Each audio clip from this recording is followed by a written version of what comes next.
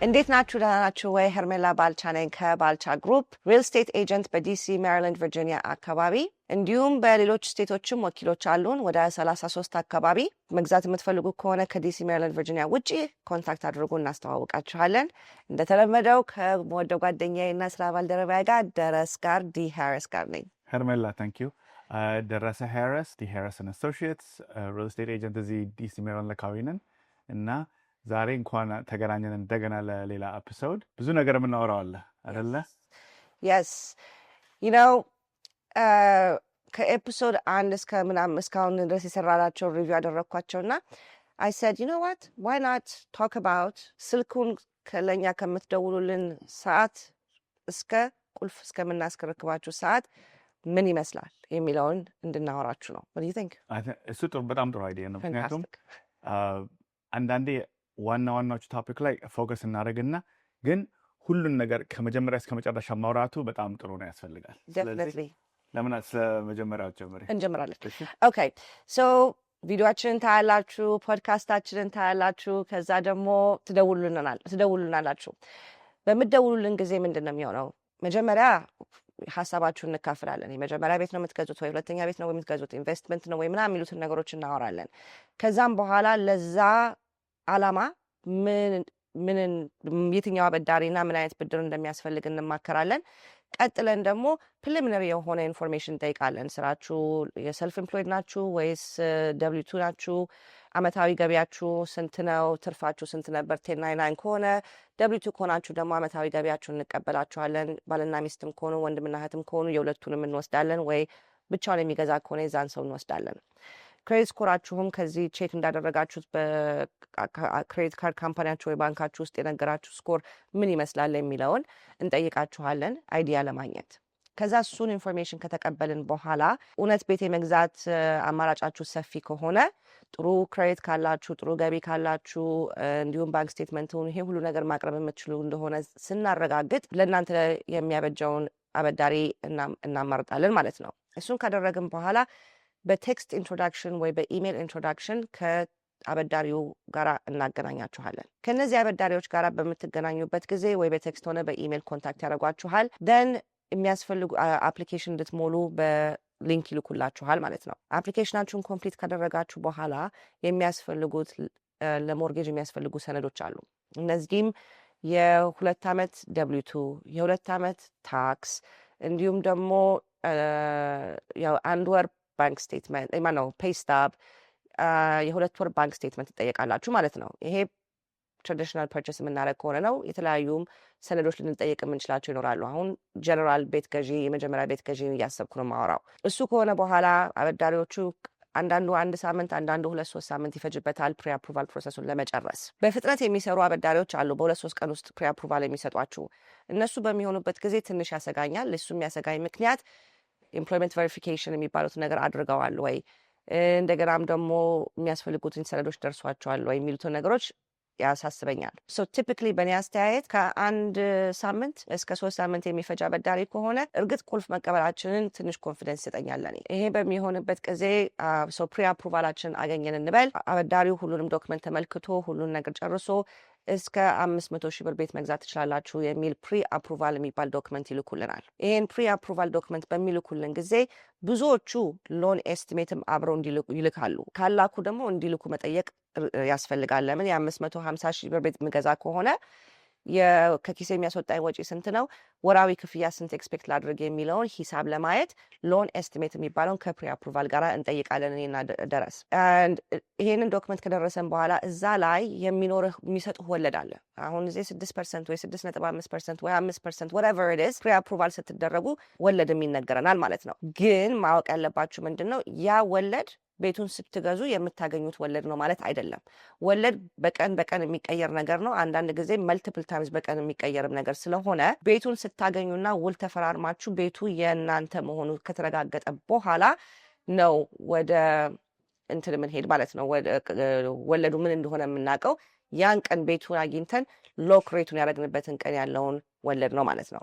እሱን ካወቅን በኋላ ወደ ቤት ግዢ እንወጣለን። ቤት ለመፈለግ ተመልሳችሁ እኛ ጋር ትመለሳላችሁ ማለት ነው። ከአበዳሪዎች ጋር ጨርሳችሁ ፕሪ አፕሩቫሉን ካገኘን በኋላ ከሪል ስቴት ኤጀንታችሁ ወይ እኔ ወይ ደረስ እንሆናለን አንዳችንም ኮንታክት አድርጉናላችሁ። ከዛ ወደ ቤት ፍለጋ እንሄዳለን ማለት ነው። የቤት ፍለጋውን ፖርሽን ደግሞ እስቲ አንተ ንገረን። አዎ ግን ከቤት ፍለጋ እሱን ከመጀመሪያ በፊት አንድ ነገር እንድታውቁ የምንፈልገው እኔና ሄርሜላ ስፔሻሊ ሄርሜላ እንደምታውቁት በጣም አሪፍ አስተማሪ ናት። ለብዙ ዓመት ቪዲዮ ላይ አስተምራለች በአማርኛ ቪዲዮ እና እናንተን ማስተማር አላማችን ነው። ግን ደግሞ አንዳንድ ሰው የእኛን አስተማሪነት ይረሳሉ እኛ ራሳችን ኤጀንት እንደሆነ እና እንድታውቁ የምንፈልገው እንደዚህ እናስተምራችኋለን። ኦፍኮርስ እውቀቱ እንዲኖራችሁ ፈልጋለን። ስለ ቤት መግዛት ምን አይነት ፕሮሰስ እንደሆነ ሁሉን ነገር እንድታውቁ እንፈልጋለን። ግን ደግሞ እኛ አንድ ነገር እናንተ እንዳትረሱ የምንፈልገው እኛ ጋር ተመልሳችሁ ዲሲ፣ ሜሪላንድ፣ ቨርጂኒያ ከሆነ እኛ ልናጋዛችሁ እንችላለን። ሌላ ቦታ ከሆነ ደግሞ ስቴቱ ላይ ከኛ ጋር የሚሰሩ ኤጀንቶች አሉ አክሮስ ኦል ኦፍ ዘ ዩናይትድ ስቴትስ እና እሱን እነሱ ጋር ለማግኘትና ለመረዳት እንደምንችል አትርሱ። እሱን አይ ቲንክ በጣም ኢምፖርታንት ፖይንት ነው። ልክ ቪዲዮ አይታችሁት ከወደዳችሁት እና ኢንፎርሜሽኑ ከተመቻችሁ እኛ ጋር ደውላችሁ ካወራችሁም በኋላ ወዲያውኑ ወደ ቤት ግዢ ፕሮሰስ ለመግባት በምትፈልጉበት ጊዜ እኔ ወይ ደረስ ልረዳችሁ እንችላለን። እንደዚሁም ደግሞ እኛ ጋር አብሮ የሚሰሩ በዲሲ፣ ሜሪላንድ፣ ቨርጂኒያ አካባቢ ወደ 5-6 ኤጀንቶች አሉ እዚህ አካባቢ አብሮን የሚሰሩ ቤትም ሊያሳያችሁ የሚችሉ እንደዚህ ያሉ። ስለዚህ ሁል ጊዜም እኛም እንረዳችኋለን። ግን ሌላ ስቴት ደግሞ በምትገዙበት ጊዜና እኛ ጋር መታችሁ እኛ ስናገናኛችሁ ያንን ኤጀንት ከእኛ ጋር እንደ መስራት ይሆናል ማለት ነው። ስለዚህ ቴክኒክሊ 2 ኤጀንት በአንድ ዋጋ እያገኛችሁ ነው የሚሆን ማለት ነው። ቢኮዝ ሁል ጊዜ እኛ ስማችንን ከነዛ ኤጀንት ጋር ከመገናኛችን በፊት አጣርተን ነው ጥሩ ሰራተኛና ጥሩ ፕሮፌሽናል እንደሆኑ አውቀን ነው እኛ ሬኮመንድ የምናደርጋቸው። ዝም ብለን የሆነ ኤጀንት አግኝተን አይደለም የምናደርገው። ሰው እሱን ኦልሞስት እኛን እንደማግኘት ነው። የእኛ ኤክስቴንሽን ናቸው አይደለ? ብዙን ጊዜ ሀፕል ያደርግብኛል። አሁን ባለፈው ጊዜ ያወራኋቸው ክላይንቶች ማለት ያወራኋቸው ሰዎች ብዙ ነገር አወራን፣ ፕሪ አፕሩቫሉን ጨረስን፣ ብዙ ስራ ሰርተን ምን ብለን አይ ቲንክ 3-4 ወር ካለፈ በኋላ ተመልሰው መጡና ሄርሚዬ ኮንግራጁሌሽንስ እንደው በቃ ቤታችንን ገዛን እስቲ መተሽ ቤቱን ይልን ምናምን አሉኝ። ላይክ እንዴ እኮ ላጋዛችሁ ችል ነበረ ምናምን ስል ውይ አስተማሪ እኮ መስለሽናል፣ እኛ እኮ እንዲህ ቤት የምታጋዥም አልመሰለንም አሉኝ ማለት ነው። So I'm glad you mentioned it. Yeah, because I'm the same thing. አሁን I'm getting ኮች እንደ ኮች ማድረጋለሁ ሰው ግን ደግሞ በዛ ኮችነትም እንደምረዳቸው አንዳንድ ሰው ኮች መስለያ ይደውሉልኝና በቃ ሁሉ ነገር ከሰሙ በኋላ ወደ ሌላ ሰው ሲሄዱ አጋጥሞኛል። ኦልሬዲ ባጭር ጊዜ ግን ስላወቁ ነው ስላታወቃቸው ቢችሉ ከአንተ ጋር በመስራት ይፈልጋሉ። ግን አንዳንድ ጊዜ ቴሌቪዥን ላይ ወይ ስክሪን ላይ የምታየው ሰው የምታገኘው ሰው መስሎ አይታየህም። እኛ እንገኛለን ቁጥራችን አለ እና አሁን እሱን ተመልሼ ደግሞ ፕሪ አፕሩቫሉን ካገኛችሁ በኋላ የት ቤት እንደምትገዙ ቨርጂኒያ፣ ሜሪላንድ ወር ዲሲ የትም ቢሆን ቁጭ ብለን እናወራለን። ምን አይነት ቤት ነው የምትፈልጉት በተፈቀደላችሁ አቅም ኦር ችሎታ አይደለ 500 ሺህ ብር ከሆነ 300 ሺህ ብር ከሆነ 700 ሺህ ብር ኦር $1 million ከሆነ በሱ በአቅማችሁ ቤት እንፈልግላችኋለን። የምትፈልጉበት ቦታ መጀመሪያ ሊስቲንግ ያሉትን ቤቶች እንልካለን። ከዛ ሜይ ቢ 3-4 እስከ 10 ቤቶች አንዴ እኔ ቆጥቼ ያሳየለው። ብዙ ጊዜ የሚያጋጥመኝ ነገር ኦር አትሊስት ኤክስፔሪየንስ የሚያስተምረኝ 5-6 ቤት ካየ በአንድ ቦታ በአንድ ጊዜ ሰው ይበቃው። ብዙን ጊዜ አክቹዋሊ ይሄኛው ሳብጀክት እንኳን አመጣኸው 100,000 ቤት በማየት የተሻለ አማራጭ ይገኛል ማለት አይደለም። 2 ቤት ማይተህ ቤት ገዛሁ ማለትም ይቻላል። ግን የእናንተ ፍላጎትን አሁን እንዳነገራችሁ ፕሪ አፕሩቫሉን ከጨረስን በኋላ ቁጭ ብለን እናወራለን ተባባልን። የእኛ ስራ ምንድን ነው? ስንት ክፍል መኝታ ክፍል ያስፈልጋቸዋል፣ ቤዝመንቱ ምኑ የሚሉትን ነገሮች ስንማከር እኛ መርጠን የምንልክላችሁ ንብረቶች እነዚህን ነገሮች የሚያሟሉ ይሆናሉ። ከእኛ ጋር በምትሰሩበት ጊዜ ሄደን ቤቱን በምናይበት ጊዜ ኤግዛክትሊ የምትፈልጉት ቤት ሊሆን ይችላል። ግን አንዳንድ ሰው 20 ቤት ካላየሁኝ እንደ ጥሩ ምርጫ እንደማድረግ አላቅም የሚል አለ። ግን 20 ቤት የምታይበትንም ጊዜ 30 ቤት የምታይበትንም ጊዜ በዛው ያክል ዋጋ እየጨመረ እየሄደ ነው፣ ጊዜ እየወሰደ እየሄደ ነው። የምትፈልገው የመጀመሪያ የሆን ቤት አንቺ እንደው ያ ቤት እኮ እንዲያመለጠኝ የሚባልበት ነገር ይሆናል ማለት ነው። ዋናው ነገር ልክ ማንኛውም ሱቅ ሄዳችሁ ቀሚሳችሁ ልብሳችሁን መርጣችሁ እንደምትገዙት ለክታችሁ እንዳማረባችሁ ምን ብላችሁ እንደምትገዙት ንብረትም ደግሞ ፍላጎታችሁን የሚያሟላ ከሆነ የሚፈልገውን ክፍል ካለው የሚፈልገው ቤዝመንት ካለው ማቆሚያው ምኑ የምትሉት ነገሮች እነዚህ 4 ወይ 5 መስት ሃቭ የምትሏቸውን ነገሮች የሚያሟሉ ከሆነ ስትሮንግሊ ኮንሲደር ማድረግ ኢትስ ጉድ እስፔሻሊ አሁን ያለንበት ማርኬት ማለትም ከኮቪድ በኋላ ያለንበት ማርኬት የቤት እጥረት አለ፣ የሚሸጥ ቤት እጥረት አለ፣ ገዢ ብዙ አለ። ሶ እናማርጥ ለማለት ሞስት ማርኬቶች ላይፈቅዱልን ይችላሉ። ሶ ኪፕ ዳት ኢን ማይንድ ኦልሶ። እንደዛ ነው። ሶ ዋናው ነገር አንዳንድ ሰው ስንት ቤት ማየት ኖርማሊ ዘ አቨሬጅ ፐርሰን ምን ስንት ቤት ያያል ይላል። እሱ ጥያቄ ምንም አፕላይ አያደርግም። because የእናንተ የሁሉም ሰው ልዩ ሁኔታ እንደ ሰውየው ነው እንደ ሰው ነው እና እንደ ደግሞ ሪኳየርመንታችሁ ነው። ከዛ ለተሰ 10 ቤት አየን፣ አንድ ቤት ወደዳችሁ፣ ምንድን ነው የምናደርገው? የዛን ቤት ሰፈር ካምፕ እናወጣለን።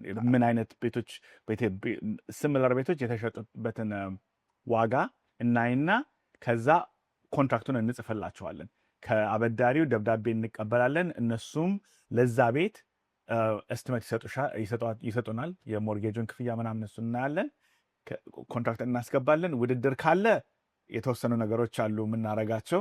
ውድድር ግን ከሌለ እዛ ኮንትራክት ውስጥ ሆም ኢንስፔክሽን በ5 እስከ 7 ቀን አፕሬዛል የቤቱን ዋጋ እንግዲህ አፕሬዝ ይደረግበት ግምቱን ከ15 ቀን እስከ 17 ቀን ድረስ ልናደርገው እንችላለን። እንደ ሁኔታ ነው። ሞርጌጁ አንዳንዴ በ21 ቀን ሊዘጋ ይችላል፣ ግን አቨሬጅ ደግሞ በ30 ቀንም ይዘጋል። እንደዛ እናደርግና ኮንትራክቱን አዘጋጅተን ወደ ሻጩ ኤጀንት እናስገባዋለን። ከዛ እሱ ጋር ፖዝ እናድርግ። ቅድም ለተናገርከው ንግግር ቤቱን ኮምስ እንልክላችኋለን። እሱ ፓርት ላይ ትንሽ ዲፐር እንሂድ። አሁን ብዙ ሰዎች የሚደውሉልኝ ቤቱን ገዝተው ከጨረሱ በኋላ የአካባቢ ዋጋ እንዴት እንደሆነ አላውቅም፣ እድገቱስ እንዴት ነው ይሄ ምናምን ይሉኛል። ከተገዛ በኋላ መደረግ ያለበት እሱ ኤጀንቱ እኛ ከሆንን እኛንን ኦብቪየስሊ ሌላ ኤጀንት ከሆነ የምትሰሩትኝ ይሄንን ቤት ወድጃለሁ በምትሉበት ጊዜ የዛ ሰፈር ዋጋ ምን እንደሆነ የእድገቱ እንዴት እንደሆነ እዛ አካባቢ ምን አዳዲስ ነገሮች ለወደፊት ይመጣሉ ተብሎ የተደረጉ ነገሮች ካሉ ይሄን ነገሮች ሊያማክራችሁ ይገባል። በት ጎ ሄድ ትክክል ነው። እና እሱን የምናደርገው አስቀድመን ነው። አንዳንዴ ለምሳሌ አሁን ለምሳሌ አራውንድ ተኮማ ፓርክ ምናምን ፐርፕል ላይን እየመጣ ነው አይደለ? እሱ የቤቱን እድገት አፌክት ያደርገዋል። እንደ ፊውቸር ቫሊዩን ብዙ ጊዜ ሜትሮ ሲከፈት የቤቱ ቫሊዩ ከፍ ሊል ይችላል። ይሄን ማወቁ እና አስቀድሞ እሱ ሲገዛ ሻጭ ከሆናችሁ በሱ የቤቱን ዋጋ ከፍ እንደሚያደርገው ደግሞ ገዢ ከሆናችሁ የቤቱን ዋጋው ከፍ ያደርግላችኋል። ሰው እንደ ሁኔታው ነው። ሁሉን ነገር አድቫይስ እንሰጣችኋለን። እሱ ስራችን ነው። ከዛ ድርድር ይኖራል። በኮንትራክቱ ባስገባ ነው ሜይ ቢ ክሎዚንግ ኮስት ልንጠይቅ እንችላለን፣ ኦር ላንጠይቅ እንችላለን። በዋጋው ሁሉን ነገር ካደረገን በኋላ ከዛ ቤቱን ኮንትራክቱን ካሸነፋችሁ በኋላ ቤቱን ኢንስፔክት እናደርጋለን። በዛ ጊዜ የተወሰኑ የተገኙትን ነገሮች ለሻጩ ሰጠን። የሚተካከሉ ነገሮች የሚሰሩ ነገሮች ካሉ እሱን እናደርጋለን። እንግዲህ በኮንትራክቱ ነው። ይሄ ሁሉ ነገሮች አንዳንድ የምላቸው ነገሮች ይለያያሉ። ሁሉ ላይ ግን አሁን ጀነራሊ ነው የማወራው። ኔጎሽየት ማድረግ እንችላለን ስለሚሰሩት ነገሮች ኢንስፔክሽን ላይ።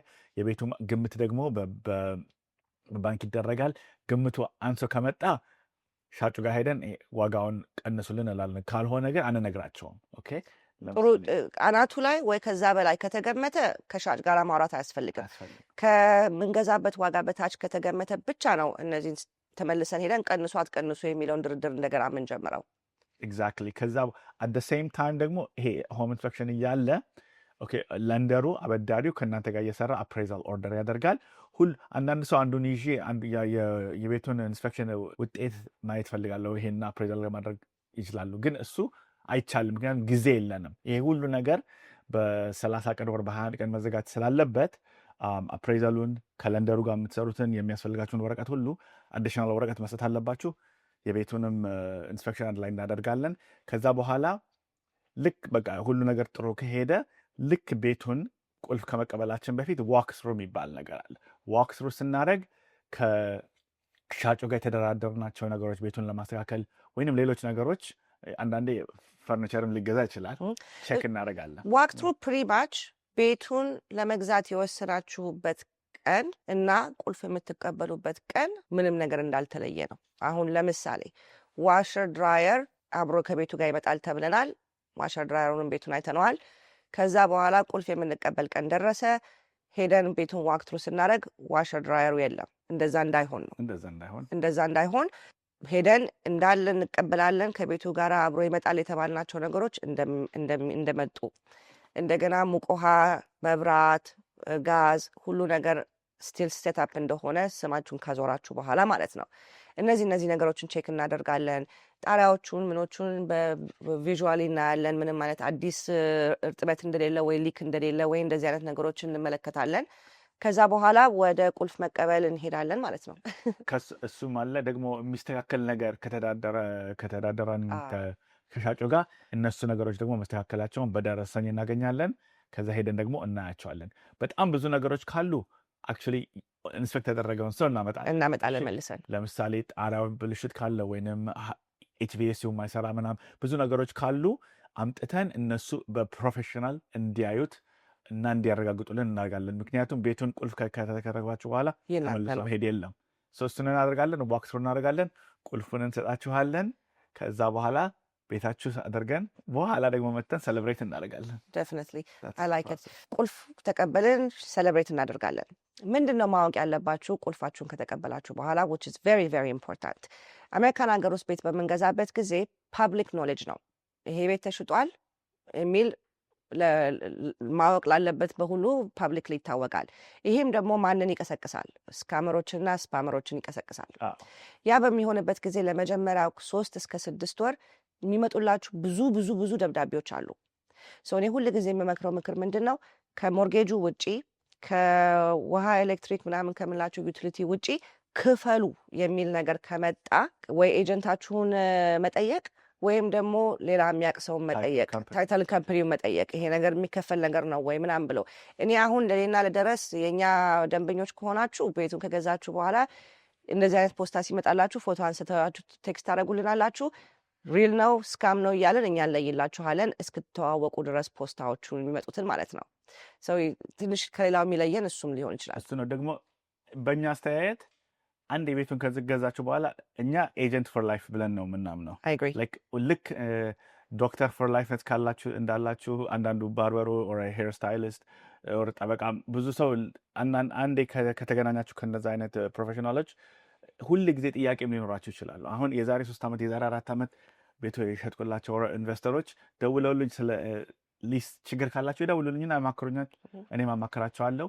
ግን ደግሞ አንድ ትንሽ ጊዜ ስላለን አሁን ደግሞ አንድ ነገር ማውራት የምፈልገው እንትንስ አንዳንድ ሰው ሬዲ ላይሆን ይችላል ኦር ክሬዲታችሁ ትክክል ላይሆን ይችላል አይደለ?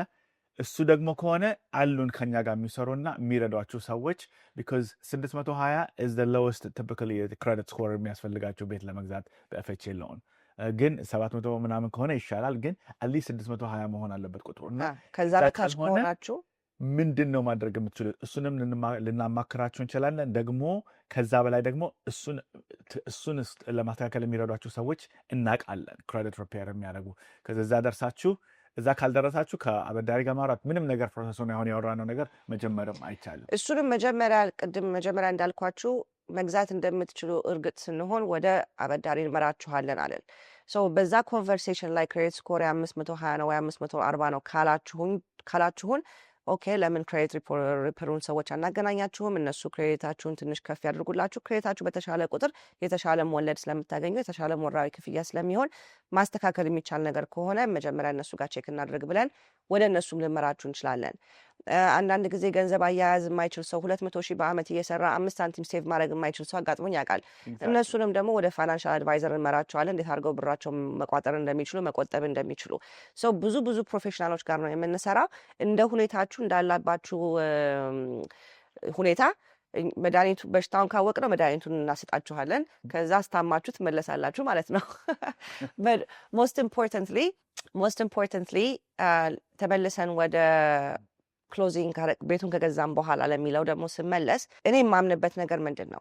ቤት ለመግዛት ኤጀንት ያለምንም ጥርጥር ያስፈልጋቸዋል። እሱ ኖ ኢፍስ ኦር በትስ አባውት ኢት። በራሴ ሄጄ ገዛዋለሁ የምትሉት ነገር አይደለም። እኛ እንኳን ፕሮፌሽናል ሆነን እውቀቱ ኖሮን በየቀኑ እዚህ ስራ ላይ እየሰራን እርስ በራሳችን የምንወያያቸው ነገሮች በጣም ብዙ ነገሮች አሉ። እኔ ያላጋጠመኝ ነገር እሱ ያጋጠመው ያላጋጠመኝ ነገሮች አሉ እና ልክ ትምህርት ቤት እናንተ ኮሌጅ ዩኒቨርሲቲ ሄዳችሁ ተምራችሁ መታችሁ ስራው ላይ ስትቀመጡ ያለው ልዩነት አለ አይደለ? ሞር ከስራው ጋር እየተማራችሁ የምትሄዱት ሰው ሲያጋጥመው እያያችሁ ምናምን የሚለው ነገር እውቀት እየጨመረልን ይሄዳል ማለት ነው። ሶ ኢትስ ቬሪ ኢምፖርታንት ኤጀንት መቅጠር መጀመሪያ ቤት ስትገዙ። ግን ቤት ከገዛችሁ በኋላ ስቲል ያ ኤጀንት ያስፈልጋችኋል። በቃ ጓደኛ ማቾች መሆን አለብን። ያን ያክል 300 ሺህ 400 ሺህ 700 ሺህ አምናችሁኝ ከኔ ጋር ከሰራችሁ በደንብ አድርገን ከዚህ በኋላ አብረን መስራት የምንችል ሰዎች መሆን መቻል አለብን። ኤኒታይም ደውላችሁ እንዲህ ሊሆን ነው፣ ሪፋይናንስ ላደርግ ነው፣ ምን ታስቢያለሽ፣ ታማክሪኛለሽ ወይ ምናምን የሚሉት ነገሮች ግዴታ መሆን አለባቸው። that's my opinion. I think እዛ ደረጃ መድረስ አለበት እና በጣም እናመሰግናችኋለን ዛሬ ጆይን ስላደረጋችሁን ለዚህ ኮንቨርሴሽን። እኔ ዲ ሃሪስ ሪልተር ቲክቶክ፣ DW Harris ኢንስታግራም and D Harris and Associates on Facebook 410-218-6148 እስከሚገናኝ ድረስ በጣም እናመሰግናለን። እኔ ደግሞ ሄርሜላ ባልቻ ነኝ። በጣም ነው የማመሰግናችሁ ለሰፖርታችሁ፣ ለኢንካሬጅመንታችሁ፣ ፖድካስታችንን ስለምትከታተሉ፣ ቪዲዮቻችንንም ሶሻል ሚዲያችንንም በጣም ነው የምናመሰግናችሁ። ግን ላይክን አትርሷት፣ ፎሎን አትርሷት፣ ሼርን አትርሷት። ከዛስ ቬሪ ኢምፖርታንት እናንተ እንደምናስተምራችሁ ብዙ እንዲማሩ ስለምንፈልግ ለወገኖቻችን ሁሉ ይሄ ነገር እንዲተላለፍ እንፈልጋለን።